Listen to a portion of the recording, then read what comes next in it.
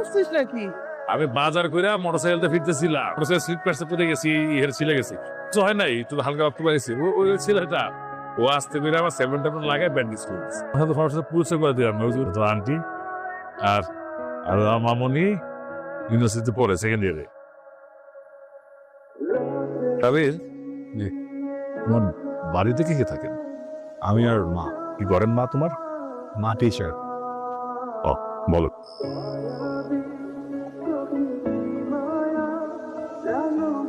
কি করছেন? আমি এখানকার আবহাওয়া উপভোগ করছি। আমাদের গ্রামের আবহাওয়া খুব সুন্দর। আপু কেমন জানি গন্ধ পাচ্ছি। আচ্ছা আপনি সত্যি করে বলেন তো, আপনি কি পরিবেশ অনুভব করেছেন নাকি দূষিত করেছেন? এত পাকনামি করতে বলছে কে তোকে? ও আসলে কেউ দুষ্ট তো। বাবা বলেছে কালকে সকালে আপনাকে নিয়ে গ্রামটা ঘুরে দেখাতে। কালকে সকালে ছবি তুলে দেবেন? আমি একদম ভালো ছবি তুলি না। আপনি তুলে দিলেই হবে। ওকে।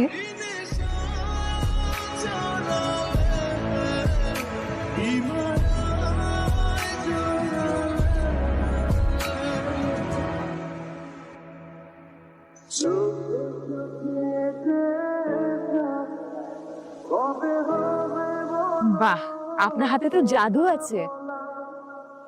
না না, এমন কিছু না, আপনি সুন্দর তাই ছবি সুন্দর আছে। আমি সুন্দর না, তা আপনি না মাত্র এটা বললেন। আপনি সুন্দরী, খুব সুন্দর। আপনি তো বেশ ভালো ফ্ল্যাট করি। আসলে একজন মানুষ ইন্ট্রোভার্ট নাকি এক্সট্রোভার্ট এটা ডিপেন্ড করে সামনের মানুষটার উপর। আর আবির, কি খবর তোমার? বসো তো, বসো। দাঁড়িয়ে দাঁড়িয়ে কি সমস্যা, বসো। আচ্ছা, তুমি জানো কি বিষয় রিসার্চ করতেছো? এই অঞ্চলের জেলে সম্প্রদায়ের লাইফস্টাইল। বাহ, আমি দোয়া করি তুমি কাজে সফল হও। তোমার যদি কিছু প্রয়োজন হয়, কোনো অসুবিধা হয়, আমার জানাবা কিন্তু। হ্যাঁ, আমার কাছে না আমার মাহিনা তোমাকে একদম একরকম লাগে। পার্থক্যটা কি জানো? আমার মাহিন ছোট, আর তুমি অনেক বড় বিজনেস।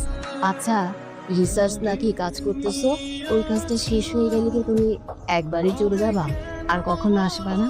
তোমাকে দেখলে না খুব আপন আপন লাগে। কি করছেন? আমাদের গ্রামটা সুন্দর না? খুবই সুন্দর। একটা জিনিস খুবই সুন্দর গ্রামে। গ্রামে মেয়েরা, আপনি তাহলে নেটওয়ার্ক খোঁজেন, আমাকে ডাকছে, আমি যাই। Good night. কি খবর মান্দি? আসসালামু আলাইকুম। ওয়ালাইকুম সালাম। সবসময় ঘরে বসে থেকে চলবো, বাইরে বেরাও না? আমার একটা জয়েন্ট ফ্যামিলির বন্ডিং এত ভালো হতে পারে কল্পনার বাইরে। আমি তো সবসময় আমার মার সাথে থেকেছি, নানু দাদু কাউকে তো পাইনি। তোমার ইচ্ছা হইলে আমার নানু বলিয়ে রাখবে। ক্যান আই কল ইউ নানি প্লিজ? পাগল ছেলে। বলেছিলাম না দাদুমণি, আবিরের কথার মধ্যে জাদু আছে। আমার যখন খুব মন ভালো থাকে অথবা খুব মন খারাপ থাকে, তখন আমি এই জায়গায় হাসি। আমার এখানে নিয়ে আসুন, কারণ স্পেশাল কেউ। ব্যাপারটা সেরকম না, জয়েন্ট ফ্যামিলিতে বড় হওয়ার কারণে বাইরে কোনো বন্ধু হয়ে ওঠেনি। বন্ধু বলতে শুধু দাদুমণি আর ছোট ভাই। আমার ছোট পুটি, ওনাকে কখনো দেখে নেন, কিন্তু শুনেছি অনেক ভালো ছিল, পরিবারের সবাইকে অনেক ভালোবাসতো। লাভ ম্যারেজের কারণে ওনাকে আমার হারাপ নিয়েছে। এই জন্য আপনি প্রেমকে ভালো মনে করেন না, তাই তো? ভালো মনে করা খারাপ মনে করেন না, পরিবার পছন্দ করে না তাই কখনো করাবে। প্রেম যখন আপনার জীবনে আসবে আপনি টেরও পাবেন, হুট করে আপনার হৃদয়ের ভিতরে একটা বাসা বেঁধে ফেলবে। আপনি খুব অদ্ভুত করে কথা বলেন, আপনাকে যত দেখি ততই অভাব। মানুষ সবচেয়ে বেশি কিসের প্রেমে পড়ে জানেন? কিসের? কথা। আমার মাত্র মেয়ে ভালোবাসছিল আমাদের পাশের গ্রামের এক ছেলেকে। ভালোবাসা ভুল না, ভুল হলো ভুল মানুষের ভালোবাসা। আমাদের চির প্রতিদ্বন্দ্বী এক পরিবারের ছেলেকে সে ভালোবাসছিল। মৃত্যুর বাবা কেউ মেনে নিতে পারেনি। আবির আপনাকে নানু বলে ডাকলো? পাগল ছেলে। ও আমারে বলছিল যে মা ছাড়া কেউ নাকি নাই তার জীবনে, দাদু নানুর আদর পায়নি। আমি বলছি ঠিক আছে, আমারে নানু বলে ডেক। মুনতাহাটা আজ কত দূরে, মুনতাহা কাছে থাকলে ওর ছেলে মানে নানু বলে ডাকতো। করণের আগে আমার মেয়েরে আমি দেখতে পাবো কিনা।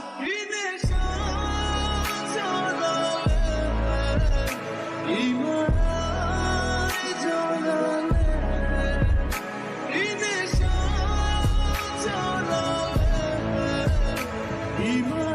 কি মিতু ঢাকাইয়া মারলে ঘুরতে খুব মজা লাগে চলো আমরাও ঢাকায় যাই আমার লগেও ঘুরবা কি সমস্যা তোর?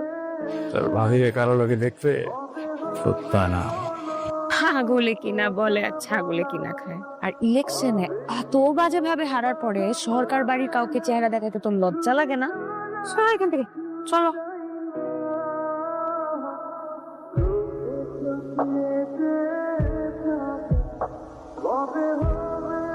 আবির ছেলেটা না একদমই অন্যরকম, আমাকে মুগ্ধ করে দিচ্ছে। এই যুগে এমন অমায়িক ছেলে পাওয়াটা আসলে কিন্তু খুব মুশকিল। আসলে ছেলেটা অনেক ভালো, অনেক মায়া। তা নাহলে এই যুগে এমন ছেলে পাওয়া যায় যে কিনা পরের দুঃখের কথা চিন্তা করে। তুমি ওকে একটা কমিউনিটি ক্লিনিক করে দাও, তাহলে ও আমাদের মেয়েকে বিয়ে করে ফেলবে। থেকে কোথায় চলে গেলে এ ছেলের কিন্তু একটা পছন্দ অপছন্দ ব্যাপার আছে। তাছাড়া আমাদের মেয়ে কখনো জিজ্ঞেস করেছো ওই ছেলেটাকে পছন্দ করে কি করে না? আচ্ছা ওই ছেলেগুলো পেয়েছি বললেন না ওর বাবার সাথে আমার বাবার সবসময় একটা দ্বন্দ্ব লেগেই থাকতো। কিন্তু আমি একটা সন্ত্রাসী, কাকে আমার একদম পছন্দ না। ওর নামে অনেক মামলা চলছে, সারাক্ষণ পিছে পিছে ঘুরে, আমার একদম ভালো লাগে না।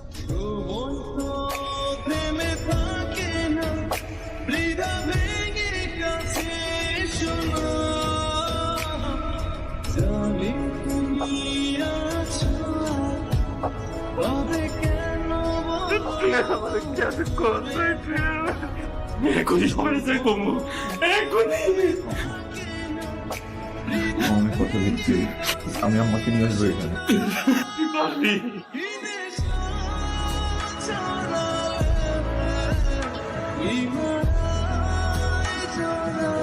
সালামালাইকুম চাচা। ওয়ালাইকুম। তোমরা এই বাড়িতে আর আইসি যেহেতু আমরা কাম নিয়ে এসেছি চাচা। কি কাজ? আপনার বাড়ির বইনে বহুদিন আগে গেছিল কা এই বইনের পলারে আপনারা নিজ বাড়িতে জায়গা দিয়া আদর আপ্যায়ন করতেছেন।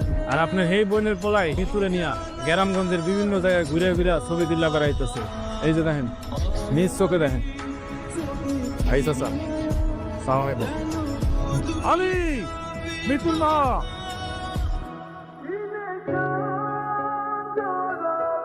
কোন সাহসে তুই এই বাড়িতে এসেছিস? কে তোকে এই বাড়িতে আসার সাহস দিয়েছে? এই বাড়ির দরজা তোর মায়ের জন্য চিরদিনের জন্য বন্ধ হয়ে গেছে, তোর জন্য এই বাড়ির দরজা চিরদিনের জন্য বন্ধ হয়ে গেছে। তোর মা নিজের সুখের জন্য আমার যে পাপ, সেই পাপের মুখে চুনকালি মেখেছে। বেরো, বেরো এদিকে, বের হ। আর তোকে একটা কথা বলি মিতু, তোর ফুপুর মতো ওই ছেলের হাত ধরে বেরিয়ে যেতে চাস তাহলে তোকে আমি কেটে টুকরো টুকরো করে বেরিয়ে দিতে ফেলাম।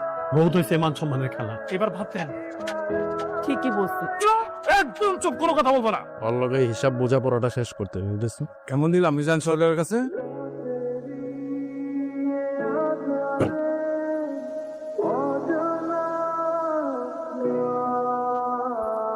আমি না আমি দৌড় মুলিয়ে মারতেছে, তাড়াতাড়ি চলে তাড়াতাড়ি শোন ভাই।